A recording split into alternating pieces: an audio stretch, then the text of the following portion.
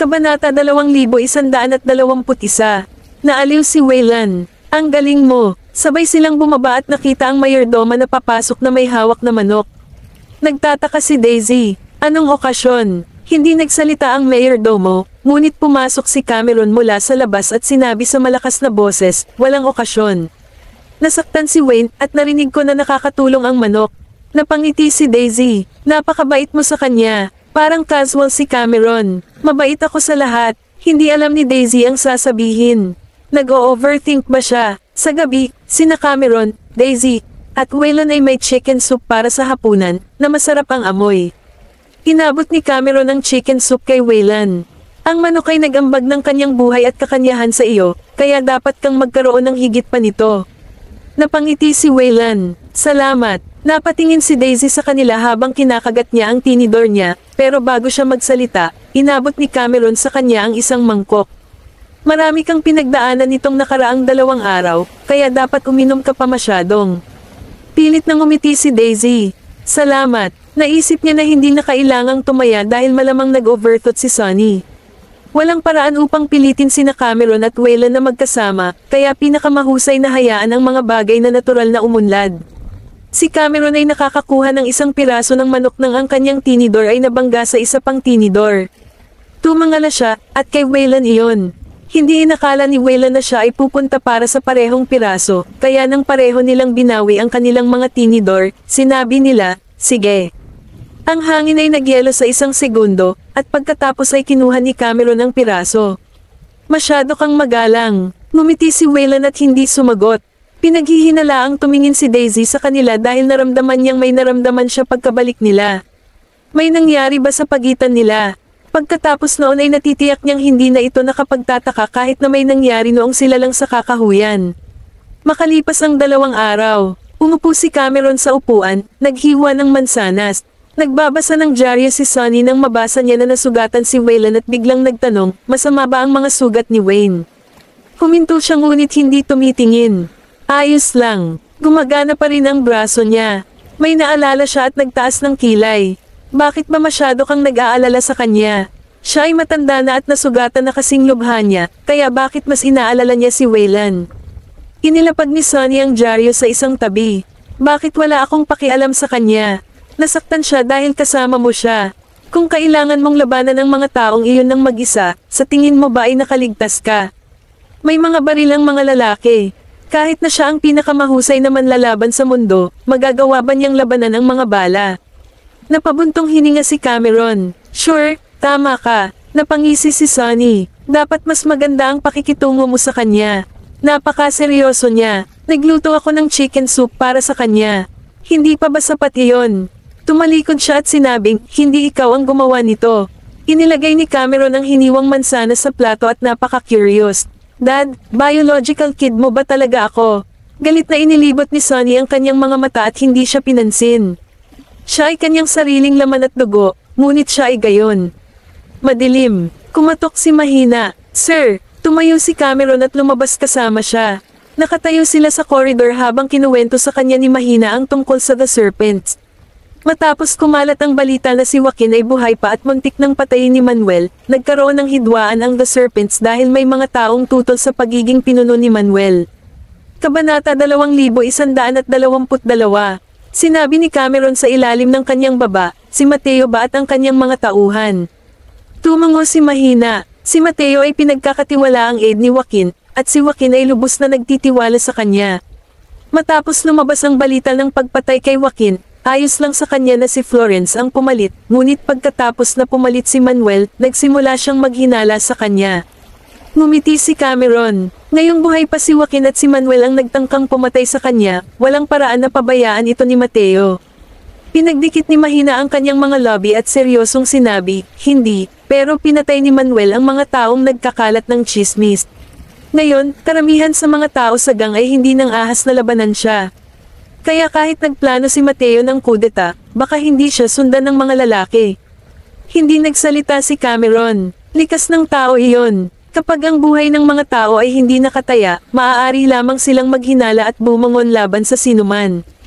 Gayunpaman, nang pinatay ni Manuel ang isang tao upang magbigay ng halimbawa, alam nila kung saan sila nakatayo. Kaya, walang masamang sumunod sa utos ng sino mang pinuno. Karamihan sa mga tao ay natatakot na mamatay, at walang gustong lumabas, ngunit hanggat may kumilos at nagtagumpay, sila ay tatayo sa panig na iyon. Hindi nila kailangan si Joaquin na maging pinuno nila. Susundan lang nila kung sino man ang pinuno. Kumunat ang noo ni Cameron at tumawa. Magaling iyan. Nagulat si Mahina. Bakit mo sasabihin iyan? Ang pagkakaroon ng lahat ng kapangyarihang iyon ay hindi palaging isang magandang bagay para kay Manuel. Humarap si Cameron kay Mahina. Walang pakialam si Fabio kung sino ang leader ng The Serpents basta sumunod sila sa kanya. Kahit na ang taong iyon ay ang pinuno ng The Serpents, kailangan pa rin nilang makinig sa kanya. Paano kung si Manuel ay nagsimulang sumuway? Naintindihan naman agad ni Mahina. Hindi hahayaan ni Fabio na lumampas ang Serpents. Eksakto, ngumiti si Cameron. Kaya, ang kailangan lang nating gawin ay bigyan sila ng push. Cameron, boses ni Daisy ang nanggaling sa likuran. Lumingon silang dalawa at nakita siyang naglalakad kasama si Wayland. Tumango si Mahina, Mr. Goldman, Miss Vanderbilt. Nagtaas ng kilay si Cameron. Para saan ka nandito? Itinaas ni Daisy ang mga pandagdag. Nandito kami para bisitahin si Mr. Southern Sr. Pagkatapos ay binuksan niya ang pinto ng silid. Nang makita sila ni Sonny, natuwa siya.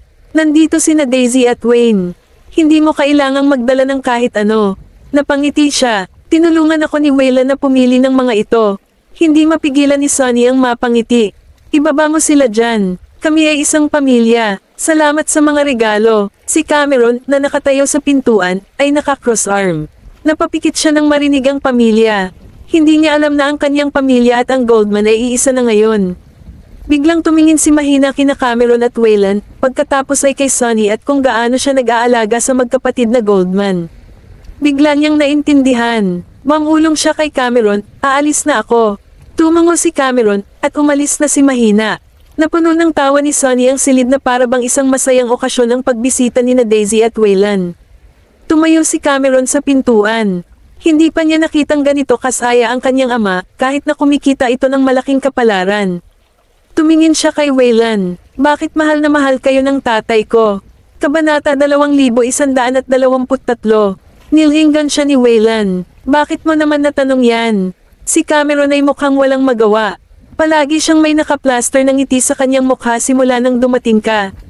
Kahit si Knowles ay hindi tumatanggap ng ganitong paggamot.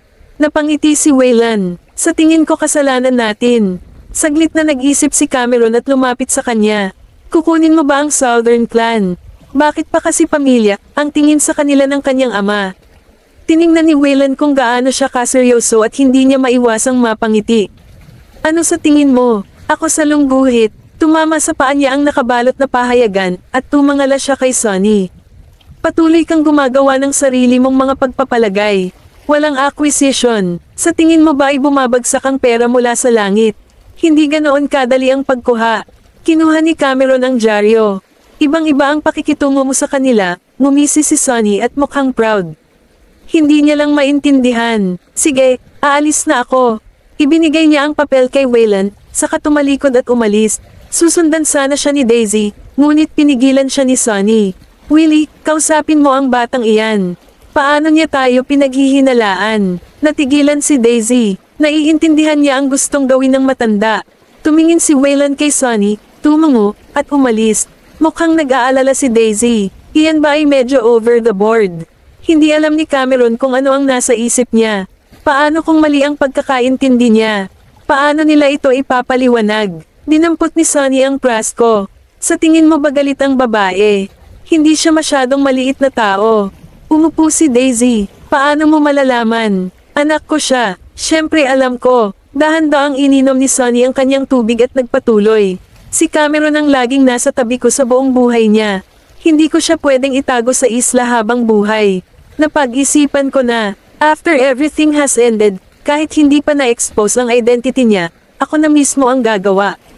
Lahat ng magulang ay umaasa na ang kanilang mga anak ay mananatiling malapit sa kanila, ngunit ang lahat ay umaasa na ang kanilang mga anak ay masaya. Kung kailangan niyang manatili sa isla sa pamamagitan ng pagsasakripisyo ng kanyang kaligayahan, hindi ko yun gugustuhin. Natigilan si Daisy at tumingin sa ibaba. Naglakad si Cameron papunta sa kotse at bubuksan na sana ang pinto nang may makita siyang naglalakad sa refleksyon sa bintana. Lumingon siya. Bakit ka nandito? Sabi niya, nag-aalala siya sa'yo. Ngumiti si Cameron. Mukhang hindi siya mag-aalala sa akin. Napapikit si Wayland. Hindi sinabi ni Sonny na nag-aalala siya, ngunit hindi iyon nangangahulugan na wala siyang pakialam. Tungkol sa kanyang anak na babae, hindi niya kailangang sabihin. Nag-cross arms siya. Hindi kanya anak, kaya paano mo malalaman kung ano ang iniisip niya? Nagtaas siya ng kilay. Anak ka ba niya noon? Ipinatong ni Cameron ang kanyang siko sa tuktok ng kotse. Ako ang gumaganap ng bahagi. Napangiti siya, pero hindi ka lalaki. Nagiging sexist ka. Naglalagay ka ng mga salita sa aking bibig. Nang sumakay ang isang lalaki sa isang bisikleta, iniwasan ito ni Wayland, Sam Andel, at mabilis na ay nalalayan ang sarili sa pamamagitan ng paghampas ng kanyang kamay sa pinto ng kotse. Sam Andel si Cameron sa pinto at tumangala sa kanya. Wala pang kalahating pulgada ang pagitan nila. Isang mag-ina ang lumabas ng ospital, at itinuro sila ng anak. Nay, naghahalikan ang dalawang lalaki dyan. Siya, tumingin sa malayo, tinakpan ng ina ang kanyang bibig at mabilis siyang iginiya palayo. Kabanata 2124. Napakurap si Cameron. Bumalik ang kanyang utak at itinulak niya si Wayland palayo. Gulat mo ako, hindi niya ito pinansin at nataman ang braso nito kaya napangiwi siya. Inabot ni Cameron ang kamay niya para hawakan siya. Nataman ko ba ang sugat mo? Tingnan ko. Pagkatapos ay nagpatuloy siya sa paghubad ng kanyang damit. Hinawakan ni Wayland ang kamay niya. Ayos lang ako. Hayaan mo akong tingnan. Kung dumudugo ka na naman, babalik kami at hihilingin sa kanila na gawing muli ang iyong mga bendahe. Gumalaw si Cameron habang nakahawak si Wayland sa kanyang palso at huminga ng malalim. Sigurado ka bang ito ang pinakamagandang lugar para habarin ang aking damit? Huminto si Cameron at tumingin pabalik sa pasukan ng ospital. Lahat sila ay nakatingin sa kanila na may kakaibang ekspresyon. Sa kanila, sinusubukan ng isa sa mga lalaki na tanggalin ang damit ng isa pa. Angkop ba iyon? Higit sa lahat, nagsimulang lumukat ang kamisete ni Wayland, at dahil pinipigilan niya ito, mukhang hinaharas siya. Binitawan niya ito ngunit hindi pa tapos. Kinaladkad siya nito sa ospital. Mag-check ako sa consultation room. Sa kwarto, inalis ni Wayland ang kanyang kamiseta, at tinanggal ng doktor ang gasa sa kanyang braso at nagulat siya. Paano mo nakuha ang sugat na ito? Samandal si Cameron sa pinto. Putok ng baril. Ang bala ay tinanggal, at ang sugat ay nalinis na dati. Napatingin sa kanya ang doktor. Dapat pa rin siyang isugod sa ospital. Umiwas ng tingin si Cameron at bamulong, hindi ko kaya sa oras na iyon. Umiling ang doktor. Alam mo kung gaano kagulo ang isla. Kayo, mga kabataan, dapat subukang manatili. Tingnan mo kung gaano kakatagal na saktan. Infected na rin ngayon. Kahit na nalinis ito dati, kailangan mo pa ring pumunta sa ospital para ipasuri ito. Gulat na napatingin si Cameron kay Wayland. Naglinis ka na ba ng sugat mo simula nang bumalik tayo? Inakala niya na pupunta si Wayland sa ospital para ipasuri ito, at hindi niya ito pinansin. Hindi siya nagsalita, na nagpapakitang totoo iyon. Inilayo ni Cameron ang kanyang mukha. Natutuwa akong kinaladkad kita rito, o baka ma-disable lang ang braso mo. Tumawa si Wayland. Nilinis muli ng doktor ang sugat, nilagyan ng gamot, sinabi sa kanya kung ano ang dapat bigyang pansin. At ibinigay sa kanya ang kwenta. Dahan-daang ibinalik ni Wayland ang kanyang kamiseta at hindi alintana na naroon si Cameron. Umiwas ng tingin si Cameron. Palagi na ba siyang nagkaroon ng ganoon kahusay na katawan? Matapos ibigay sa kanya ng doktor ang resibo, kinuha niya ito, nagpasalamat, at umalis. Nagkunwari si Cameron na tinitingnan ang oras. Nakita ni Wayland kung gaano kapula ang kanyang mga tenga at tumawa. Sinusubukan mong habarin ang t-shirt ko sa ibaba, pero ngayon nahihiya ka na. Natigilan si Cameron at hindi sinasadyang hinawakan ang kanyang tenga. Lalong lumawak ang ngiti ni Wayland nang makita kung gaano siya ka-awkward. Hinawakan niya si Wayland sa kwelyo. Sapat na kalokohan. Tumingin si Wayland sa kanya at nagtaas ng kilay. Nalaglag ang panulat ng doktor sa sahig, at laking gulat niya dahil may narinig siyang hindi inaasahang. Bumitaw si Cameron at umalis. Pagkaalis nila ay huminga ng malalim ang doktor. Si Mr. Southern iyon. Kaya pala hindi pa siya nag-aasawa. Bakla siya. Natutuwa siyang hindi niya ipinahalata o maaaring kailanganin niyang magpaalam sa kanyang trabaho.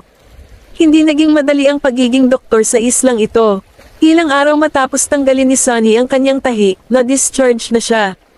Para makaiwas sa isa pang aksidente, ang mga sasakyan na pumunta para sunduin siya ay anti-collision at bulletproof. Lumingon naman si Mahina na nakaupo sa passenger seat. Sir, palihim po naming nakuha si Joaquin Serrano. Mayroon kaming sapat na mga manggagawa sa pangangalaga upang mag-alaga sa kanya, kaya hindi na siya makakarating sa lalong madaling panahon si Manuel. Kabanata 2125.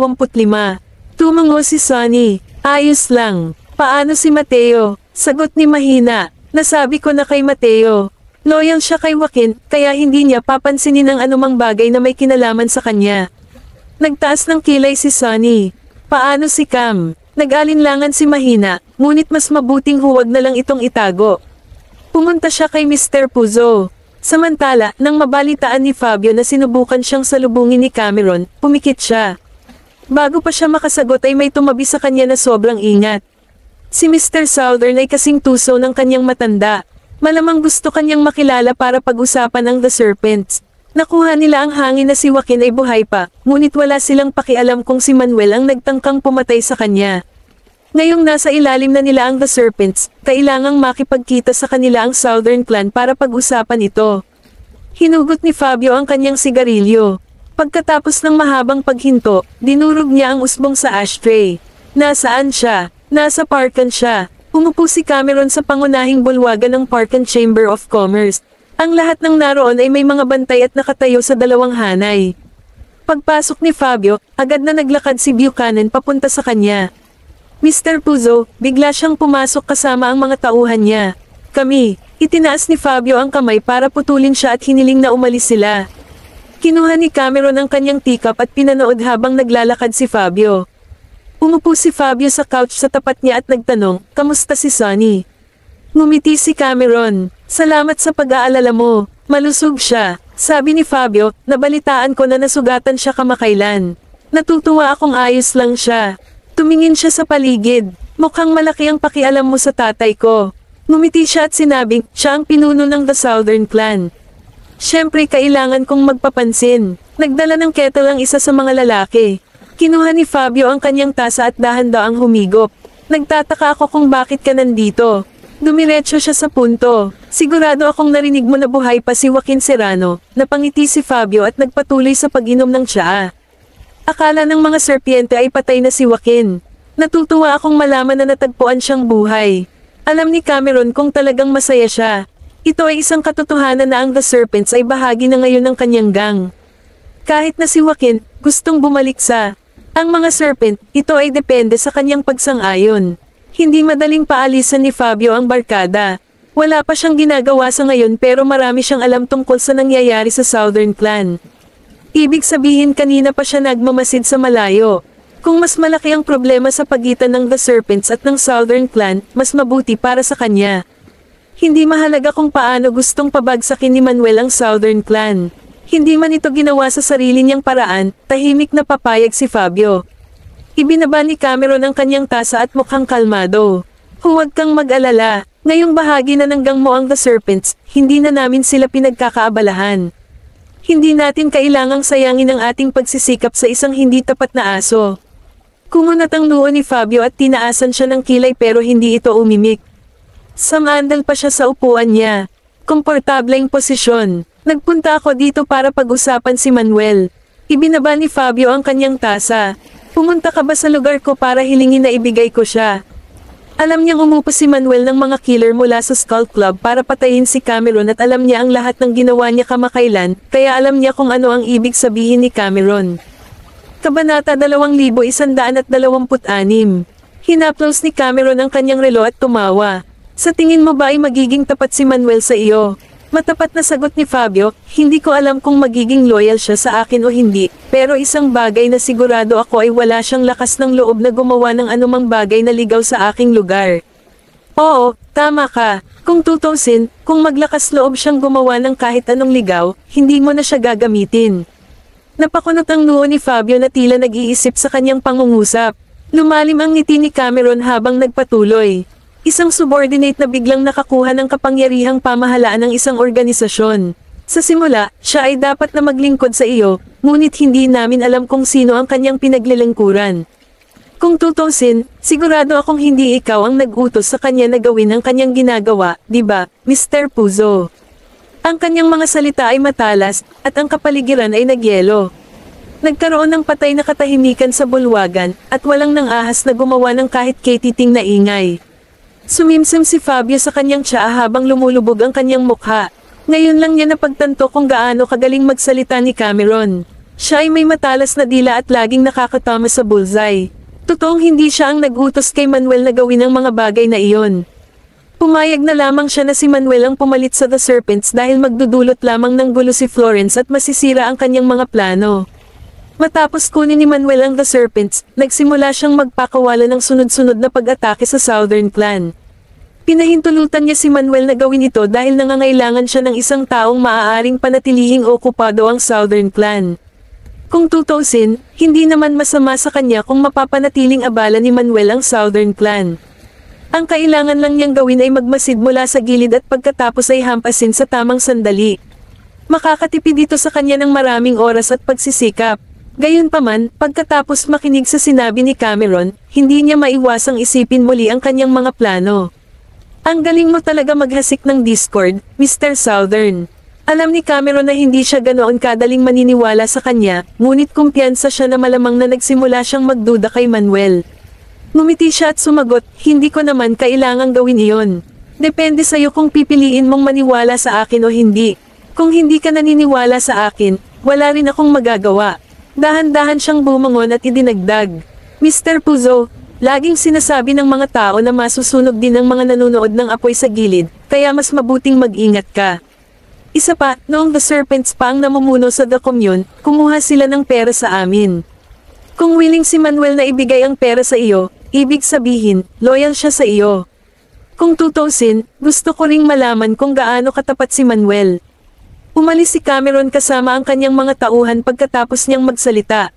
Lumungkot ang mukha ni Buchanan habang sumirit. Gaano kalakas ang loob ng batang ito na maghasik ng hindi pagkakaunawaan sa pagitan mo at ng mga serpiente. Sigurado ka ba na naghahasik siya ng kaguluhan? Sumulyap si Fabio sa kanya. Nauuto si Buchanan at nagtanong, ay, hindi ba? Inilapag ni Fabio ang kanyang tasa sa mesa at sinabing, hindi ba niya alam na susuriin ko? At saka, hindi siya pupunta sa akin ng hindi handa kung wala siyang impormasyon sa kanyang mga kamay. Tiwala si Cameron na titingnan niya ito pagkatapos ng kanyang sinabi. Pagkatapos umalis ni Cameron sa Park and Chamber of Commerce, pumunta siya sa Yuzu Villa. Hinihintay siya ni Damian sa Yuzu Villa na may dalang merienda at tsaa. Nang makita niya ito, sinabi niya, nag-alala ang iyong ama ng may sakit nang malaman niyang pumunta ka kay Mr. Puzo sa Park and Chamber of Commerce. Pinaglalaroan ng tasa, sinabi ni Cameron, sinabi niya sa iyo ang tungkol dito. Humalaklak si Damian. Oo, nag-aalala siya sa iyo, kaya hiniling niya sa akin na magpadala ng isang tao na magbabantay sa iyo mula sa labas ng Park and Chamber of Commerce. Nilagay niya ang kamay niya sa noo niya. No wonder naramdaman kong may nakatingin sa akin paglabas ko. Nagbuhos ng isang tasa ng tsaa si Damian at walang magawa. Ikaw ang nag-iisang anak na lalaki ng iyong ama, kaya hindi mo siya dapat masyadong mag-alala tungkol sa iyo. Kumaibat ang sulok ng lobby niya nang ibaba niya ang tasa. Siya ang patuloy na nag-aalala sa akin. Nasa 505 na siya, pero may lakas pa rin siyang loob na makipag-away sa ibang tao. Tingnan mo, nasa ospital siya ngayon. Kung kanina pa niya sinabi sa kanya ang tungkol kay Joaquin, hindi na magkakaroon ng pagkakataon si Manuel na tambangan sila. Damian chuckled, sige, huwag na nating pag-usapan ito. Malapit ka nang makakuha ng asawa. Sa tingin ko ang magandang batang babae na pumunta sa restaurant para mag-impake ng merienda ngayon ay bagay na bagay para sa iyo. Kabanata 2127. Natigilan si Cameron. Daisy, nandito siya para mag-impake ng merienda ngayon lang. Nang mapagtonto ni Damian na si Cameron ay hindi kay Daisy, lumubog ang kanyang mukha. Cam, tell me honestly, ayaw mo ba sa babae? Kaibigan niya si Sonny mula pa noong bata pa si Cameron. Sa madaling salita, siya ang nakakita sa paglaki ni Cameron at tinatrato siya na parang pamangkin niya. Natigilan si Cameron. Ano ang dahilan kung bakit mo naisip iyan? Kinuha ni Damian ang tasa at sumagot, may mga chismis na umuusad dito kamakailan, at lahat sila ay nagsasabi na ikaw ay nasa mga lalaki. Tumayo siya at nagtanong, sino ang nagsimula ng chismis? Walang magawang sabi ni Damian, narinig ko ito mula sa isang munting ibon. Sabi nila, touchy-touchy ka daw kay Mr. Goldman sa harap ng ospital. Dagdag pa, wala kang kasintahan sa iyong edad, kaya hindi mo masisisi ang mga tao sa pagiging kainahinala mo sa iyong gender orientation. Kung talagang ayaw mo sa mga babae, kung gayon, walang magiging ina po si Sunny.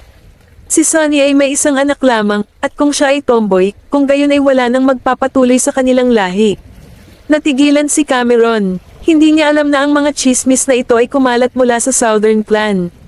Samantala, sa The Commune, dinala ni Jack si Daisy sa opisina. Kumatok si Daisy sa pinto at pumasok sa kwarto pagkatapos makakuha ng permiso. Nagbabasa ng dokumento si Noel Ace. Akala niya si Jake yun at nagtanong, anything. Nagtiptoed siya sa desk at inilagay sa desk ang binili niyang merienda sa restaurant. Inangat ni Noel Ace ang ulo at natigilan.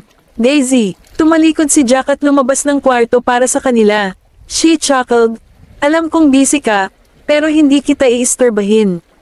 Pumunta lang ako dito para ihatid ka ng pagkain. Ibinaba ni Noel Ace ang dokumento sa kanyang kamay at tumayo. Naglakad siya paikat sa desk at iniunat ang braso para yakapin siya. Ibinaon niya ang kanyang ulo sa kanyang buhok at nagtanong, paano mo nalaman na nagugutom ako? Wala ka pang kinakain? Tanong niya. Oo, sagot niya. Ipinatong niya ang baba niya sa balikat niya at nagpatuloy sa husky voice.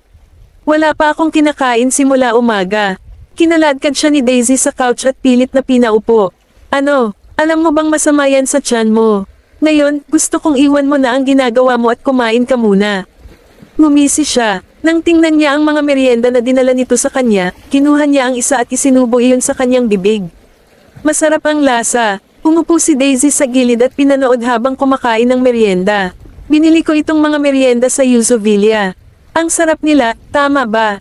Tinaas niya ang kanyang kilay at nagtanong, ano ang dahilan kung bakit bigla kang gustong pumunta at bisitahin ako? Umupo ng tuwid si Daisy at sumagot, bakit? Hindi ako makakapunta para bisitahin ka. Halos gusto niyang sabihin na miss na niya ito. Ibinaling niya ang kanyang ulo upang tingnan ang dokumento sa mesa at nagtanong, Nolly, akala ko tapos na ang usapin tungkol sa komyon. Bakit dito ka pananatili? Pansamantalang kinuha ni Noel Ace ang komyon. Hindi siya ang tunay na namamahala sa komyon. Matapos malutas ang usapin ng The Serpents, hindi na niya kailangan pang manatili sa The Commune, ngunit dapat ay mayroon siyang sariling dahilan para manatili. Itinaas niya ang kanyang talukap at tumawa. Tinutulungan ko lang si Mr. Southern Sr. na lutasin ang ilan sa mga isyo. Si Daisy ay hindi naniwala sa kanya. Gayunpaman, maaari niyang hulaan ang dahilan kung bakit siya nananatili rito. Gusto niyang manatili sa The Commune dahil kung gusto niyang tanggalin si Donald, kailangan niyang itago ang sarili. Ang pananatili sa Timog ay makakaakit ng labis na atensyon, at maaaring maghinala rin ang mga tao kung napagtanto nila na si Daisy ay nananatili rin sa Timog. Nasa dilim si Donald, kaya kinailangan ding manatili ni Noel Ace sa dilim, kahit na naghinala si Donald na buhay pa siya. Sumandal si Noel Ace at ipinatong ang kamay niya sa ibabaw niya. Mahina ang boses niya habang sinasabi, huwag kang mag-alala. Binawi niya ang kamay sa galit at tumalikod. Lumapit si Noel Ace sa kanya, hinawakan ang balikat niya, at inikat siya para harapin siya. Huwag kang magalit. Ipinapangako ko sa iyo na hindi ko na itataya ang aking buhay. Kabanata 2128. Napalingon si Daisy. Hindi ako naniniwala sa iyo. Huminga ng malalim si Noel Ace at hinawakan siya sa kanyang mga bisig. Bago pa niya magawa ang anumang bagay, ang mainit at basa nitong lobby ay umangkin sa kanya. Ipinatong ni Daisy ang kanyang mga kamay sa kanyang mga balikat, sinusubukan siyang itulak palayo ngunit hindi ito nagtagumpay. Matagal silang naghalikan, at pinakawalan lang siya nito ng muntik na itong malagutan ng hininga. Itinulak siya ni Daisy palayo sa galit. Noel Ace, nahulog siya sa couch, isinama si Daisy. Humalaklak siya at ipinulupot ang mga braso sa baywang niya para mahigpit siyang yakapin. Pangako ko sa iyo, ito na ang huling pagkakataon. Panay ang tingin ni Daisy sa mukha niya. May seryosong ekspresyon sa mukha niya habang sinasabi niya, kung magsisinungaling ka ulit, hahanap ako ng ibang asawa.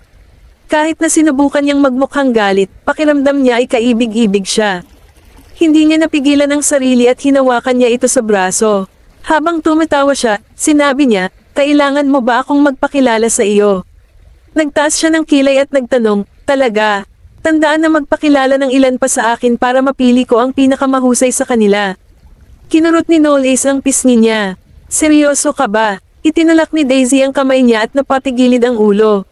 Umupo siya at ikinulong siya sa kanyang mga bisig. Pwede ka bang manatili at samahan ako? May kung anong kumislap sa kanyang mga mata habang nakangiti siya.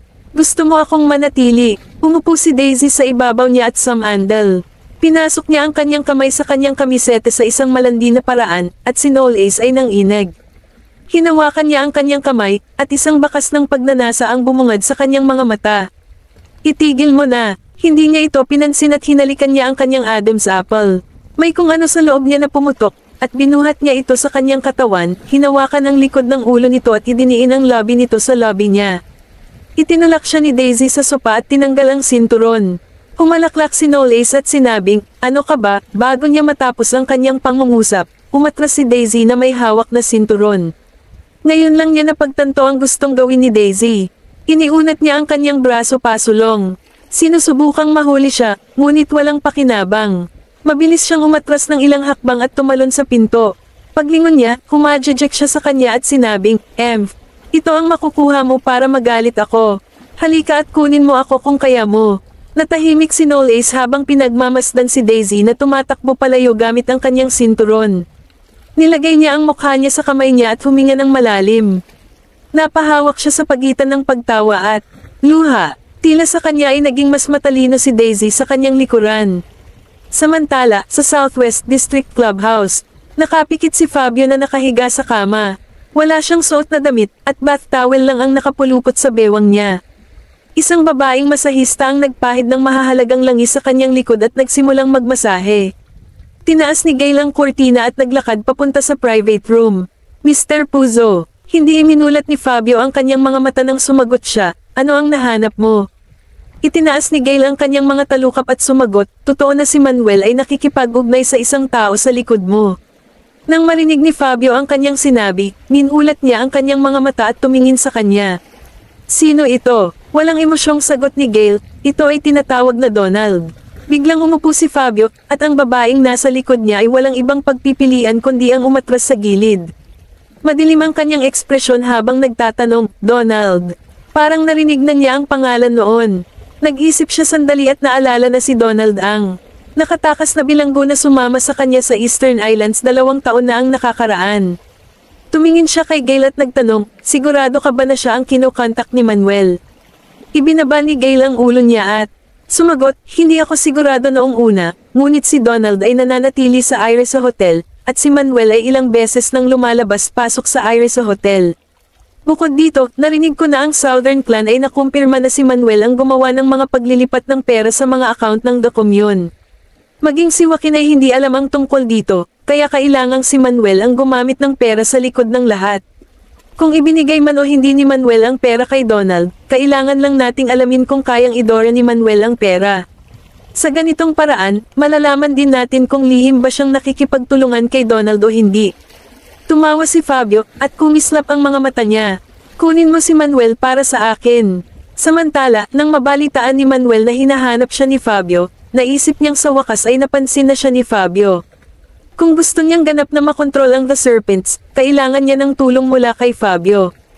Kumpiyansa niyang sinundan si Gail sa clubhouse at pumasok sa private room. Kabanata 2129. Umupo si Fabio sa sofa sa kanyang bathrobe at inakbayan ng blonde beauty sa tabi niya. Ang kagandahan ay nakapatong sa kanyang mga bisig, nakangiti sa kanya ng masunurin. Naglakad si Manuel at ibinaba ang ulo. Mr. Puzo. Itinaas ni Fabio ang baso sa mesa sa harapan niya at siniko ang dilag. Habang nagbuhos ng alak ang dilag sa baso, nagtanong siya, nabalitaan ko na palihim mong kinuha ang pera mula sa account ng The Commune sa sarili mong bulsa. Natigilan si Manuel. Maging si Joaquin ay hindi alam na kinuha niya ang pera, kaya paano malalaman ni Fabio ang tungkol dito? Habang humihigop si Fabio sa baso ng alak, iniangat niya ang kanyang mga mata para tingnan siya ng masama. Parang hindi naman nagsisinungaling si Cameron. Talagang kinuha mo ang pera. Nakaramdam si Manuel ng lamig sa kanyang gulugad. Hindi niya inaasahan na matanto ni Cameron ang nawawalang pera sa account ng The Commune. Damn it, bakit kailangan niyang hamarang sa daraanan ko every time? Mr. Puzo, totoo na kinuha ko ang pera. Hindi siya naglakas loob na magsinungaling kay Fabio. Nag-ipon ng lakas ng loob, sinabi niya, pero kinuha ko ang pera para sa iyo, Mr. Puzo. Napapikit si Fabio, para sa akin. Natakot si Joaquin kay Mr. Southern Sr., kaya paulit-ulit niyang tinanggihan ang alok mo. Sa tingin ko, wala siyang intensyon na makipag-alyansa sa iyo. Kung hindi ko pinatay si Joaquin, hindi ka tatalikuran ng The Serpents. Balak kong palayain ang The Serpents mula sa kontrol ng Southern Clan, kaya kinuha ko ang pera mula sa account ng The Commune para maghinala si Mr. Southern Sr. kay Joaquin at maghasik ng alitan sa pagitan nila. Kaya lang, hindi ko inaasahan na hindi pala talaga tinanggap ni Mr. Southern Sr. Nagsalita siya ng may galit na para bang lahat ng ginawa niya ay pangunahan ng The Serpents na tumalikod kay Fabio, ibagsak ang Southern Clan, at putulin ang relasyon ni Joaquin at Sonny. Iniikot ang baso ng alak sa kanyang kamay, natahimik si Fabio saglit bago ngumiti. Kung ganoon nga, salamat. Ngumiti naman si Manuel sa kanya. Handa akong gawin ang lahat basta't matulungan kita, Mr. Puzo. So ibig sabihin, nasa kamay mo na ang pera, di ba? Napawi ang ngiti ni Manuel. Inilapag ni Fabio ang baso sa mesa at tinitigan siyang mabuti. Since sinabi mong ginawa mo ito para sa akin, paano kung tulungan mo akong punan ang halaga ng perang nawala sa Parkan Chamber of Commerce dahil kay Mr. Peralta? Mariin na ikinuyom ni Manuel ang kanyang mga kamao at pilit nang ngumiti sa kanyang mukha. Siyempre, kaya ko, pero kailangan ko ng ilang oras para makuha ang pera. Bibigyan kita ng 3 araw. Pagkatapos noon ay umalis na si Fabio na nakayakap ang blonde na dilag, naiwan si Manuel na mag-isa sa pribadong silid na hindi na kailangan ni Fabio ng pera. Sinusubukan lang niya ito para sa kanyang katapatan. Hindi niya hahayaang maging tapat ang sino mang nagtatrabaho sa ilalim niya sa iba maliban sa kanya. Kung hindi mailabas ni Manuel ang pera sa susunod na 3 araw, magkakaroon siya ng malaking problema. Kinabukasan, sa tirahan sa Timog. Naglalaro ng chess si Sonny kasama si Daisy sa looban. Laming-galinga si Daisy sa paligid at samandal. Mr. Southern Sr., ikaw ba ang nagpakalat ng chismis? Narinig niya ang mga alingaw tungkol kay Cameron nang pumunta siya sa training center kaninang umaga. Napangiti si Sonny, ano sa tingin mo? Ang gandang galaw, di ba? Kumaibat ang sulok ng lobby ni Daisy. Oo, napakalaking galaw niyan. Ano ang pinag-uusapan ninyo? Paglabas ni Cameron sa kanyang silid, nakita niyang may binubulong ang kanyang ama kay Daisy. Ngumisi si Daisy sa kanya at sumagot, chess ang pinag-uusapan natin. Biglang inalis ni Sonny ang kamay niya at sinabing, paano mo ako ma-checkmate? Ulit, hindi mo ba ako maaawa? Kabanata 2130. Sumagot si Daisy sa seryosong boses, no way. Ang unang alituntunin sa chess ay kailangan nating gawin ang lahat kahit sino pa ang ating nilalaro. Kung matatalo ka, matatalo ka. Pinag-cross ni Cameron ang kanyang mga braso sa harap ng kanyang dibdib at sinabing, Tay, aminin mo na lang na hindi ka kasing galing niya. Tigilan mo na ang pang-aapi sa isang batang babae. Napabuntong hininga si Cameron. Wala nang magpapatuloy ng bloodline ko. May mas masahol pa ba doon? Hindi napigilan ni Daisy ang sarili at tumawa. Pagkatapos ay sinabi ni Cameron ng may diretsyong mukha, nagsalita ka na para bang matutulungan kitang maipasa ang iyong lahi. Kumuha si Sonny ng isang tasa ng tsaa at mamantong hininga. Ngunit paano mo ipapaliwanag ito sa pagkakataong ito? Ayaw niyang mag-aksaya ng oras sa kanya, kaya sinabi niyang, sige, itigil na natin iyan. May pag-uusapan ako sa iyo. Naging seryoso si Sonny at nagtanong, tungkol saan ito? Alam ni Daisy na hindi siya dapat manatili rito, kaya tumayo siya at sinabing, kung gayon, babalik muna ako sa aking silid. Umupo si Cameron sa upuan ni Daisy at pinunan siya ng lahat ng sinabi niya kay Fabio kahapon. Matapos pakinggan ni Sonny ang sinabi nito, mahinahon itong nagtanong, so gusto mo tulungan kanyang tanggalin si Manuel. Maaalis natin si Manuel at maakit ang nasa likod niya. Hindi ba ito ang pinakamagandang paraan? Kumunat ang noo niya. Hindi na makakatakas si Manuel, pero nag-aalala ako na baka hindi mahuli ang nasa likod niya. Natigilan si Cameron. Kilala mo ang taong nasa likod niya. Tumango si Sonny at sinabing, si Donald pala. Baka sa mga mata ni Cameron ang pagtataka ng bumulalas ito, hindi ba siya ang taong hinahanap ni Noel Ace? Wala sa pinakamabangis niyang panaginip na ang nasa likod ni Manuel ay siya. Dahan-daang tumayo si Sonny at naglakad sa gilid. Si Knowles ang nakapansin ng problema sa account book. Matagal na siyang naghinala na may isang tao sa The Serpents na nagtatrabaho kay Donald. Sa tingin ko, si Donald ang nag-udyok kay Manuel na kunin ang The Serpents mula sa Florence. Inikat niya ang ulo para tingnan si Cameron at nagpatuloy. Ang kailangan ni Donald ay isang pawn na makakakuha ng atensyon ni Fabio, at itong pawn ay walang iba kundi si Manuel. Kahit na gusto mong makapunta kay Donald sa pamamagitan ni Fabio, hindi ganoon kadaling bibigay si Donald. Not to mention na nagtatago siya sa dilim. Hindi natin alam kung kailan siya gagantay ng putok. Humalaklak si Cameron, siguro. Siya ang nag-utos sa mga taong iyon na manghuli sa amin ni Wayland noong mga panahong iyon. Natigilan si Sonny. Bigla niyang naalala na sinabi sa kanya noon ni Knowles na may dalawang grupo ng tao noong araw na iyon. Ang isa sa mga grupo ay papunta kay Daisy. Sila ay mula sa, ang mga serpent ay walang dalang armas dahil gusto nilang hulihin siya ng buhay.